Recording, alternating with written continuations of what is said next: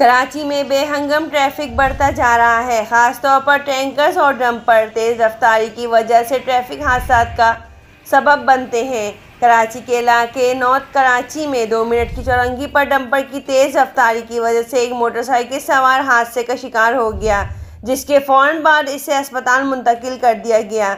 इलाके के मकीनों ने गुस्से में डंपर को नज़र आतिश कर दिया। शहर कायद में ट्रैफिक की बदइंतज़ामी और हादसे में ये कोई पहला वाक़या नहीं है, बल्कि अगर गुज़िश्ता हफ्ते किसी भी अखबार का रिकॉर्ड देखा जाए तो डंपर और भारी भरकम ट्रक से होने वाले हादसा से अखबारों की शह सुर्खियाँ भरी हुई हैं। इस अमर की शदीद ज़रूरत है कि शहरी इंतज़ामिया अपने फ़राइज़ की जानिब फ़ौरन तवज्जो दें। आपको एक अहम खबर बताते चलें। 2 मिनट की चौरंगी पर बदतरीन ट्रैफिक जाम, शहरियों ने डंपर को नजर आतिश कर दिया।